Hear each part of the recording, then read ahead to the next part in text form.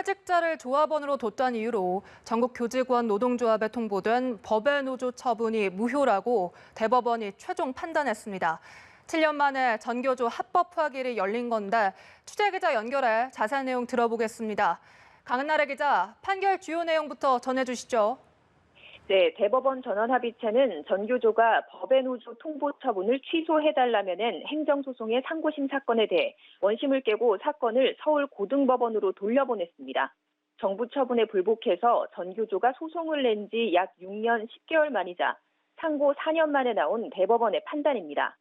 앞서 원심은 전교조 법외 노조 통보 처분이 적법 절차에 따라서 이루어진 행정규제라며 원고인 전교조 패소 판결을 내렸는데요. 재판부는 법외 노조 통보는 단순 지위 박탈이 아니라 노조로서 존재 자체를 부정하는 것이라며 법외 노조 통보 조항은 노동 3권을 본질적으로 침해해서 무효라고 말했습니다. 이어 해당 조항이 무효이기 때문에 이를 근거로 한 법외 노조 통보도 법적 근거를 상실해 위법이라면서 원심 판결을 뒤집었습니다. 앞서 고용노동부는 해직자 9명이 노조에 있어서 법에 어긋난다며 3년간 시정을 요구했지만 전교조가 따르지 않았습니다. 이에 지난 2013년 시정 요구를 이행하지 않을 경우 노조로 보지 아니함을 통보해야 한다는 노조법 시행령 9조 2항에 근거해서 전교조에 노조로 인정할 수 없다고 통보했습니다. 그러니까 오늘 판결을 가른 건 이 법외 노조 통보 처분에 근거가 된 그 시행령 조항에 대한 위헌 판단이었는데요. 재판부의 판단 구체적으로는 어땠습니까? 네, 법외 노조 처분의 근거였던 법령 자체가 위헌이라는 게 심리에 참여한 11명의 대법관 다수 의견이었는데요. 재판부는 쟁점이 된 시행령 조항이 헌법상 보장된 노동 3권을 본질적으로 침해하고 이에 이를 근거로 한 처분도 법률 유보 원칙을 위배한 것이 된다고 봤습니다.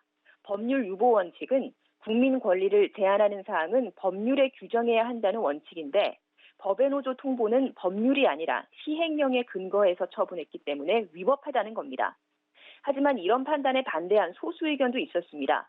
대법관 2명은 현행 규율에 동의할 수 없는 부분이 있다면 이는 입법을 통해서 해결할 문제라면서 전교조의 주장은 법이 정한 요건은 지키지 않으면서 그 요건을 충족했을 경우 주어지는 법적 지위와 보호만 달라는 식의 억지 주장이라는 의견을 냈습니다.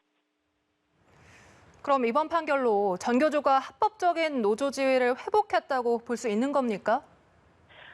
그러니까 합법 노조 지위를 회복할 수 있는 길이 열렸다 이렇게 보면 될 것 같습니다. 대법원이 사건을 파기환송하면서 전교조는 서울고등법원에서 다시 재판을 받게 됐습니다.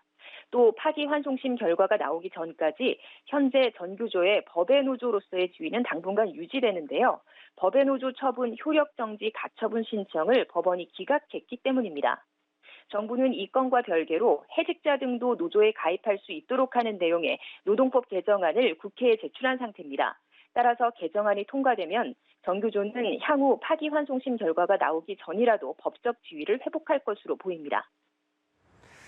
네, 한편 선고 직후 전교조가 직접 입장을 밝혔는데요. 어떤 반응을 보였습니까? 네, 선고 직후 전교조는 대법원 앞에서 기자회견을 열고 마침내 법외 노조의 굴레를 벗었다면서 환호했습니다.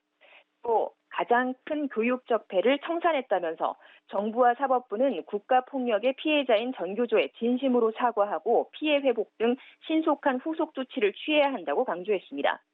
대법원의 이번 판결로 7년 전 법외 노조가 되면서 직권 면직됐던 전교조 전임 교사들의 복직 가능성도 커졌습니다. 지금까지 대법원에서 전해드렸습니다.